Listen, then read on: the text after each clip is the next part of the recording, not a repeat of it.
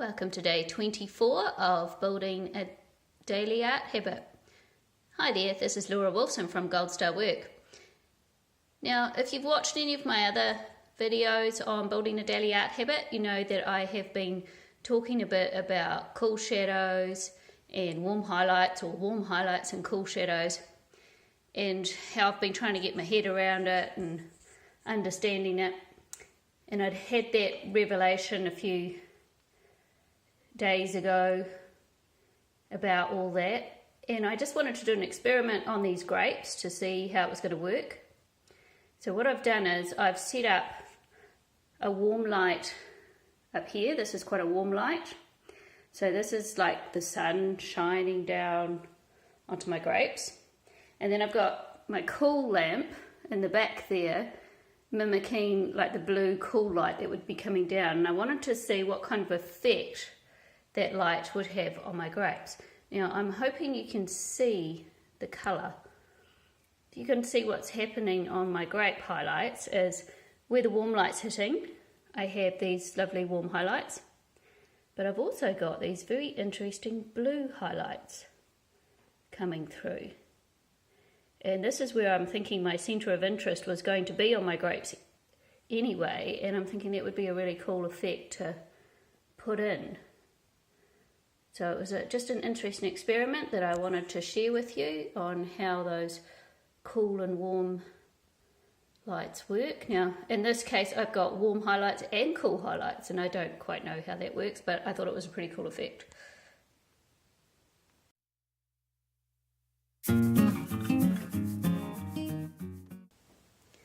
So I'm coming back to my grape picture today. Now, yesterday I was not that happy with the way the composition was going, and it was looking a bit boring and flat, and I decided to do a bit more research into composition. So today we're going to talk a bit about composition. Now, I know about the rule of thirds and focal points and creating movement in your painting and things, and the power of triangles and things, but I'd never been able to quite put it all together properly in my head.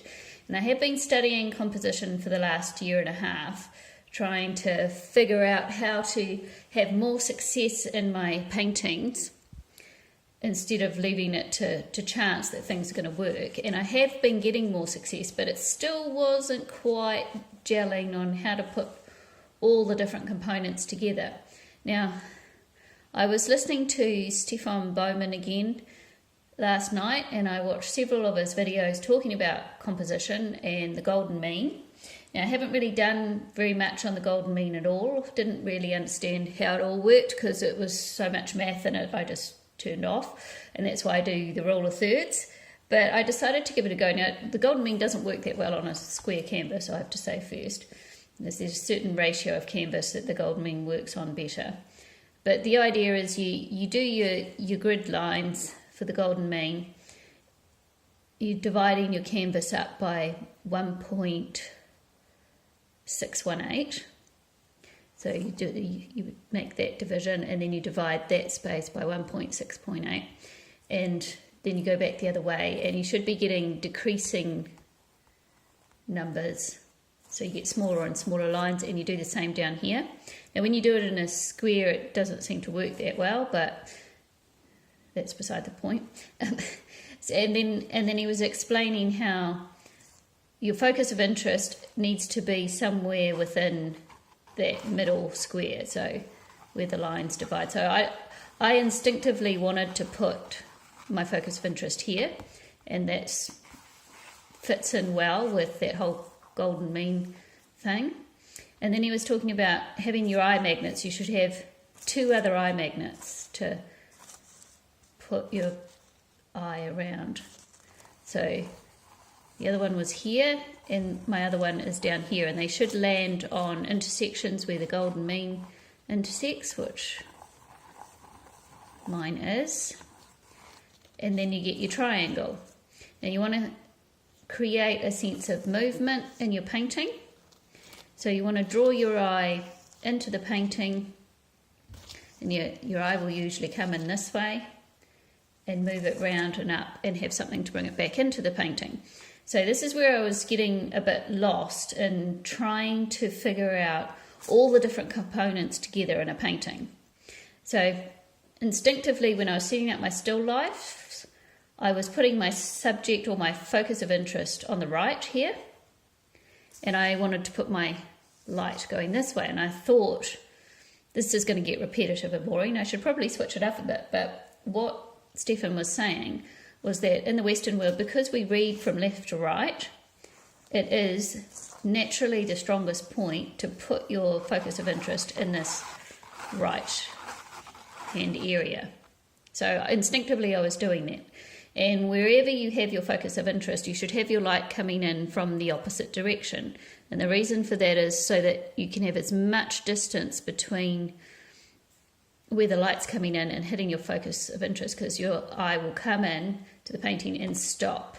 So if you have your focus of interest here and your light coming in this way, then it stops here and it hasn't, all the rest of the painting kind of gets ignored. So that's why you want your light coming from the furthest distance. So that was really interesting to hear, because I was doing it instinctively, but I didn't know why. So now that I know why, I can apply that to my future paintings a lot more successfully. And the other bit about the triangle, having your three focus points, but one main one, and the other two are lesser focus points, and using that triangle shape. So one focus point up higher, one focus point down lower and further away, so you get that kind of shaped triangle. And then having movement in your picture to draw your eye in. Now, when I've just got one bunch of grapes, so I was thinking, how am I going to provide movement? Because he was doing an example. He had a vase here on his still life. He had a branch coming in, coming round and up, and then he had a piece of material that drew your eye back down. And I'm thinking, well, how can I do that when all I've got is a bunch of grapes? So I'm thinking, if I put some light on the table here, which is hitting the table anyway, but if I emphasize that, that's going to draw your eye this way. If I do some light going this way from reflected light off what's happening, so then your eye is coming up. Now you don't want your eye to come up and out, you want to bring it back in. So if I move my stem up, then my eye is going to come round here and then come back in here.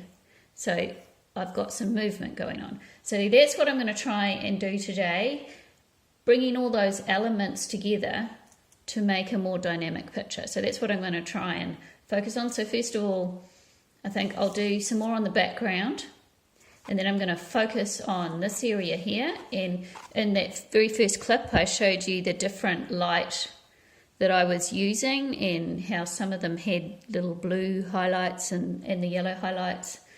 So I'm going to try and play with that idea a bit as well, and try and get that movement and flow going so I can be more happy with my composition. Because I think if you understand why something is happening, why you're doing something instinctively, then you can apply it more often to your pictures, and it will be less of a chance that things will work and more of a planned out thing. Now what he does say is that once you know how to do all this and you've practiced it and drawn out your grids and practiced it a few times, then you can get rid of that. You can forget about it, because you will instinctively do it, and making a formula for your pictures is a sure way to kill creativity, he says. So what you do is, once you know it and it becomes like second nature, you can just do it without thinking about it, then you can apply that to your pictures without even thinking, and you can just concentrate on the creativity of the picture. And that way you bring out those tools when something's not working. So this picture wasn't working for me, so I went and found the tools that I needed to try and make it work. So we'll see if that actually happens. Start in with my painting. I'm going to do this dark side first.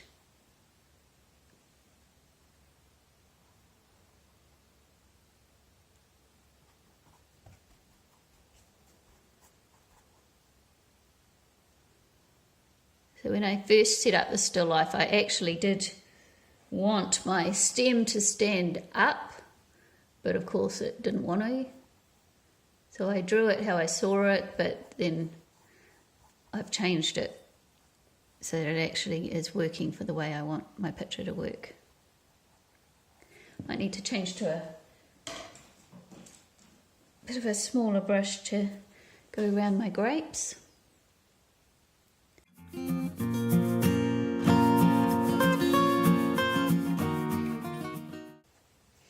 I also straightened up my horizon line, and I've got that going along one of the golden mean lines.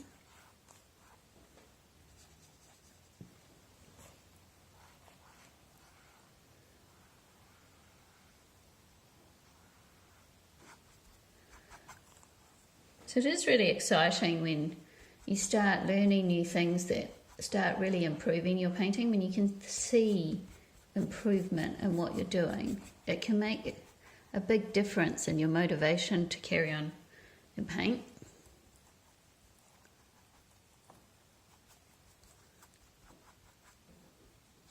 And that's why I say learning for me is always a great way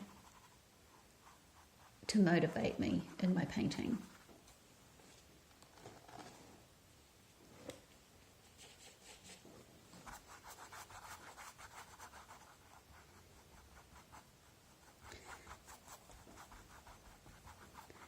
Now I don't need the light here to be super bright or anything. I don't want it to be competing with anything else in the picture.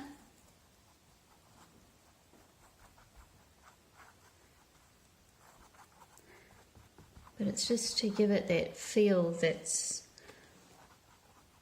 of movement. And we'll see what happens in the end when I've finished.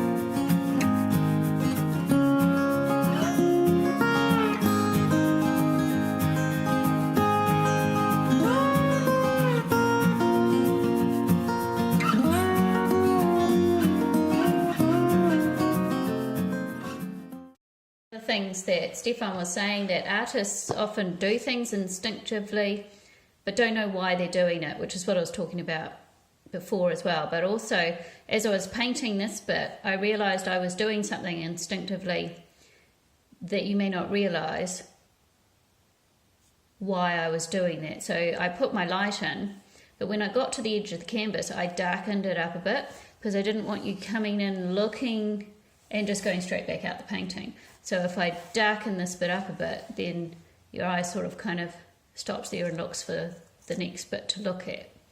So that's why I did that.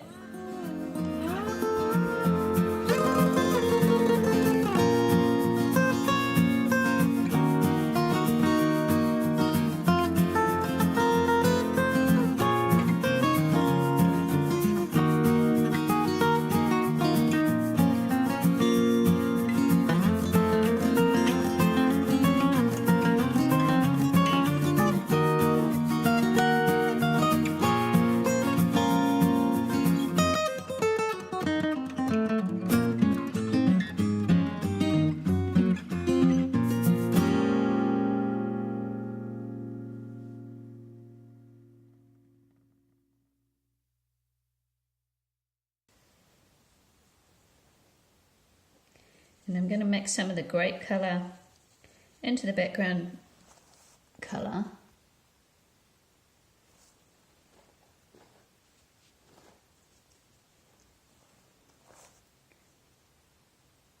So it just fades out a little more into the background.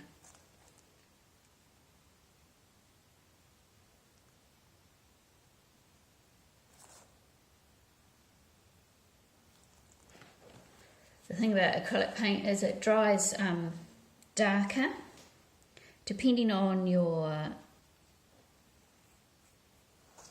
brand of paint. Some of them dry darker than others. The Italia paints that I'm using do dry quite a bit darker, so you have to compensate for that. If your background colour is starting to dry off a bit, it's going to look darker than what's going on in the paint that you're just putting on there.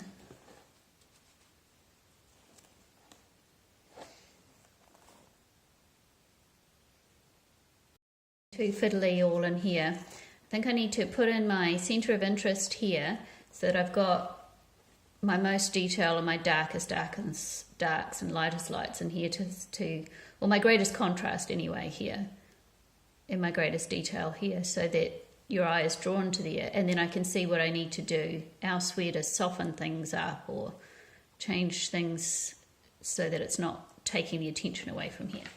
So that's what I'm going to do next.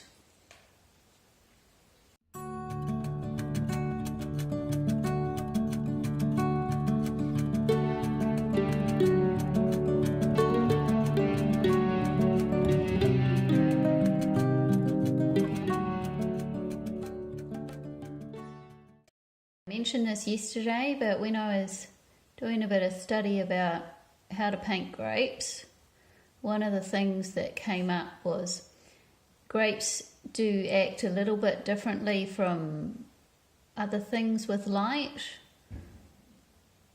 And what I mean by that is, like, if you're drawing an orange or something and the light's hitting it from this direction, then you'd have your lightest part where the light's hitting it.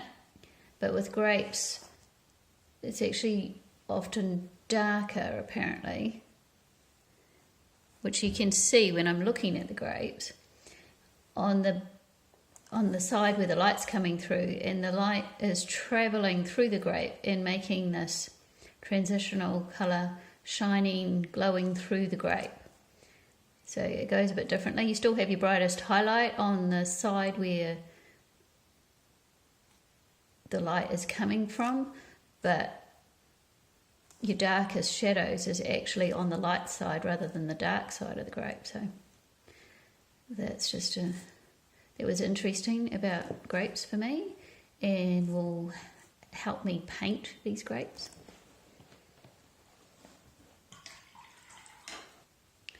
So I've just got a little bit of grey mixed in with my grape colour to get that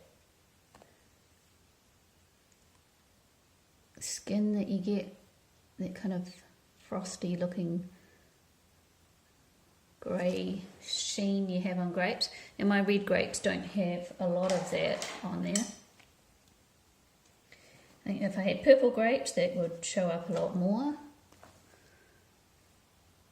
My grapes have a bit of a yellow tinge to them as well in places, so I'm trying to put that in as well.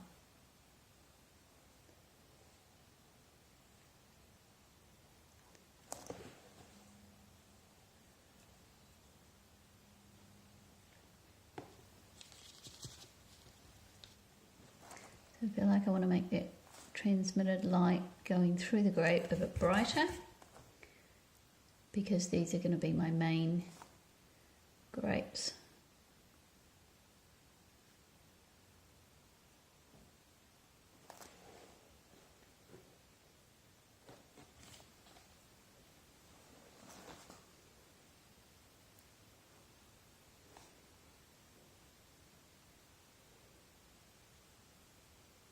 So I'm still trying to keep that painterly effect.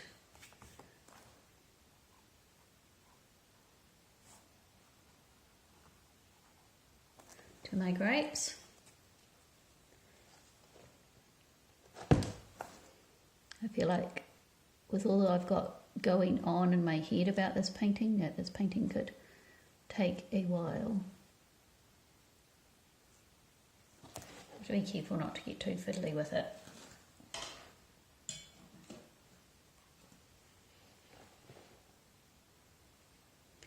So I've got a bit of just yellow cadmium medium mixed in with some white here.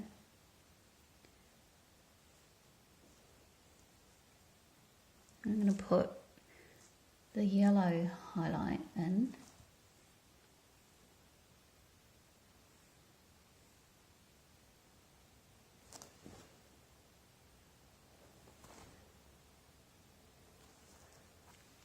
And then those little blue highlights that I showed at the beginning, I'm going to pop a little bit of that in. See what happens?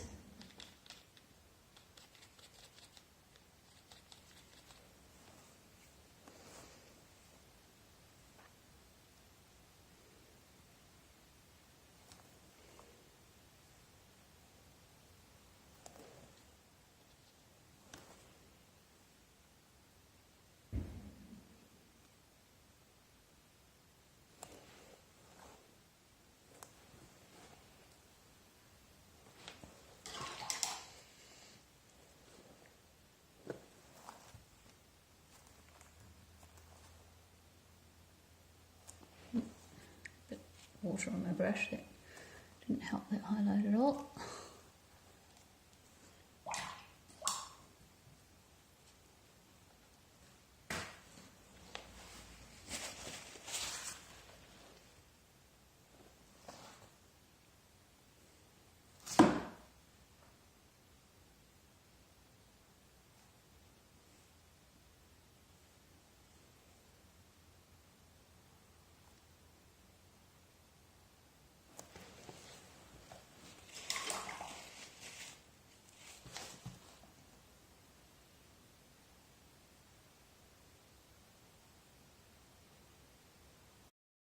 Now I'm going to work on this one and try not to make it as bright as this one, because I may need to do some adjustments on this one once it's dry. I'm not quite sure if I've got that right yet.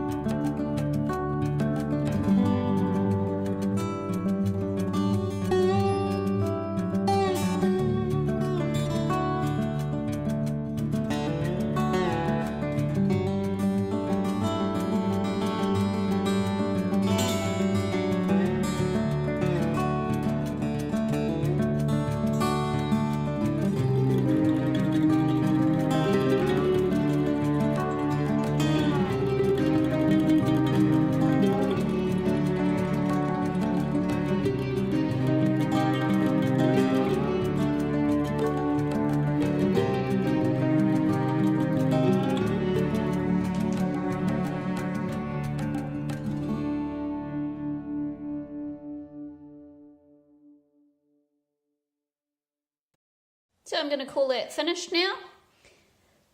I think I've got your focus of interest, centre of interest, your focal point in here is working quite well. That area definitely draws your eye in. And this one here as a secondary focal point is working. This one here didn't work as a focal point. It ended up being this stalk here. But that's okay because it still draws your eye around the picture quite nicely. I quite like the light bit that draws your eye up and the stalk draws your eye back down. So I think I achieved what I wanted to achieve today, and I'm pretty happy with the results. So don't forget to like and subscribe if you like these videos so I can carry on making them. And happy painting everyone, and I'll see you tomorrow. Bye.